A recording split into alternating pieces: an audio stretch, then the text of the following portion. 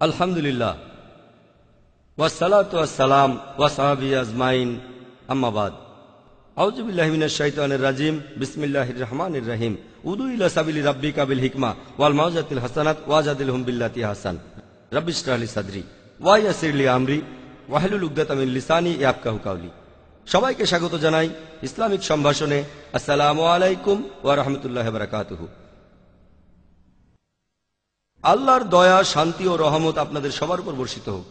আপনারা ইসলাম ও কম্পারেটিভ রিলিজিয়নের উপরে যে কোনো প্রশ্ন করতে পারেন। যদি কেউ প্রশ্ন করতে চান তাহলে করতে পারেন। আসসালামু আলাইকুম। কয়েকদিন ধরে বোম্বে শহরের অলিতে গলিতে বিভিন্ন পোস্টার দেখছি, ইমাম মাহদী ফাউন্ডেশন থেকে ছাপা হয়েছে। বলা হয়েছে যে ইমাম মাহদী চলে এসেছেন, চাঁদের উপর ওনার মুখ দেখা গেছে। ওনার মুখ চাঁদের উপর দেখা গেছে। পোস্টারগুলো হিন্দি, ইংলিশ আর উর্দুতে ছাপা হয়েছে। বোম্বের অনেক জায়গায় লাগানো হয়েছে। এই ব্যাপারে আপনি কিছু বলবেন? ভাই প্রশ্ন করলেন যে বোম্বে শহরের বিভিন্ন রাস্তায় কিছু পোস্টার লাগানো হয়েছে ইমাম মাহদী ফাউন্ডেশন থেকে। ইমাম মাহদী এসেছেন আর চাঁদের উপর ওনার মুখ দেখা গেছে। আমি এমন কোন পোস্টার দেখিনি, তবে থাকতে পারে। আর চাঁদের উপর ওনার মুখ দেখা গেছে কিনা সে সম্পর্কেও কিছু জানি না। তবে ইমাম মাহদী সম্পর্কে বেশ কিছু হাদিস আছে, কিছু গাইডলাইন আছে। তিনি আসবেন। কেউ কেউ বলে চলে এসেছেন, তিনি এসেছেন এমন কোনো কথা আমি শুনিনি। তবে হাদিস বলছে তিনি অবশ্যই আসবেন ইনশাল্লাহ। আর ইমাম মাহদী ফাউন্ডেশন নামে কোনো ফাউন্ডেশন আমি চিনি না। আর চাঁদের উপর ওনার মুখ দেখা গিয়েছে সেরকম কথাও আমি শুনিনি। আর আপনারা দেখবেন যে ইতিহাসে এ পর্যন্ত কয়েকশো মাহাদি এসেছেন আর গিয়েছেন। সুদানে, আফ্রিকায়, পাকিস্তানে, হায়দ্রাবাদে, ইন্ডিয়ায়, অনেক জায়গায় অনেকে এসেছেন, আবার চলেও গেছেন। প্রত্যেকে দাবি করে তিনি আসল মাহাদি।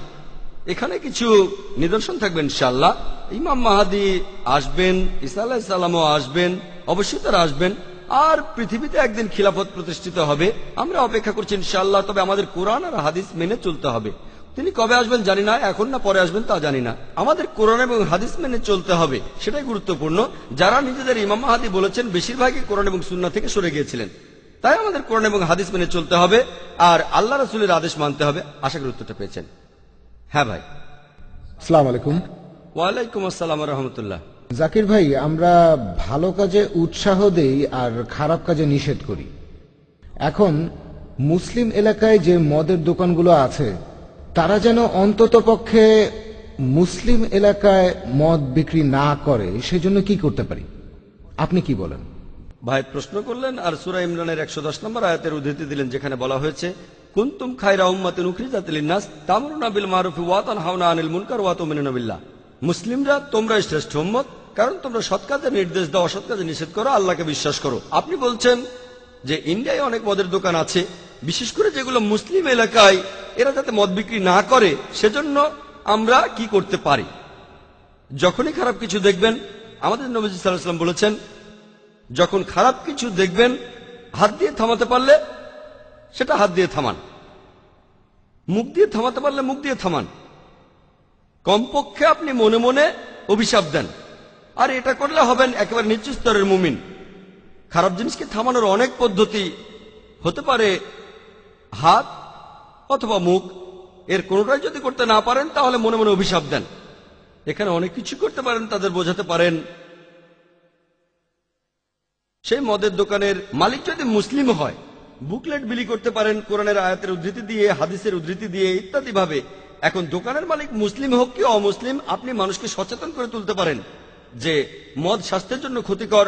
পরিসংখ্যান বলেন, কোরআন হাদিসের উদ্ধৃতি দেন, পরিসংখ্যান তাদের দেখান মদ কি কি ক্ষতি করে, মদে কি ক্ষতি হয়, কতজন মানুষ মারা গেছে, কি কি রোগ হতে পারে সেটা জানান। আমি ইসলামে অনুমোদিত খাবারের উপরে একটা লেকচার দিয়েছিলাম, সেখানে অ্যালকোহলও ছিল। এছাড়াও এই প্রশ্নের উত্তরটা আপনি পাবেন আমাদের ওয়েবসাইটে।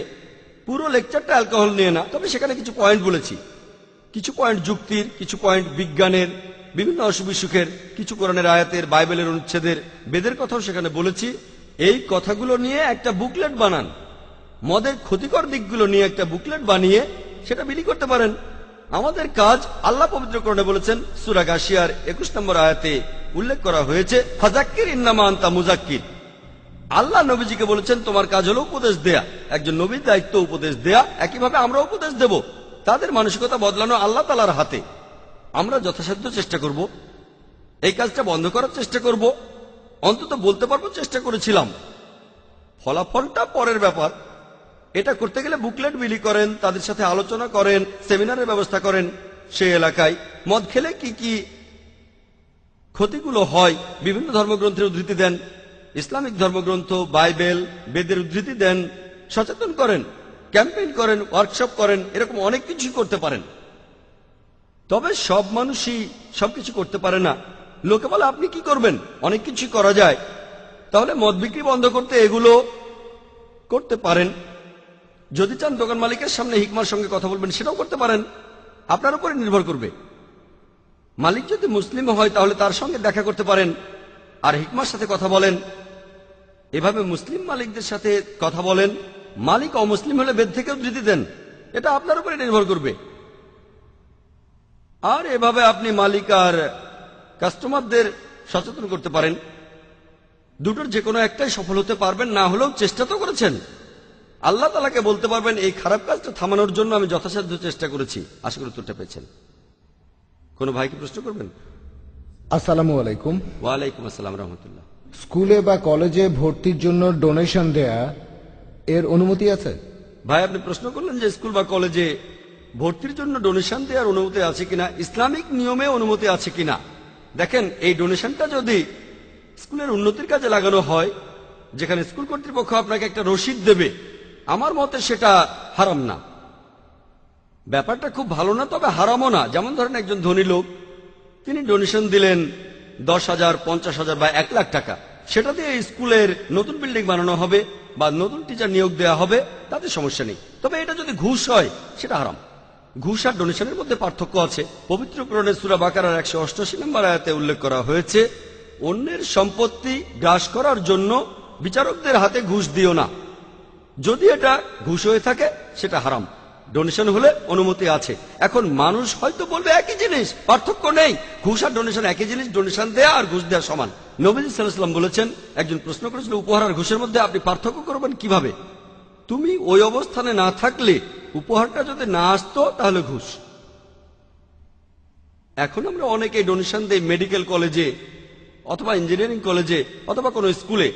যদি ডোনেশন দেন, আপনি যদি অফিসিয়াল কোনো রসিদ পান আর টাকাটা দিয়ে যদি স্কুলের কোনো উন্নতি হয়, এই উদ্দেশ্যে আসন সংরক্ষিত থাকলে আমার মতে কোনো সমস্যা নেই।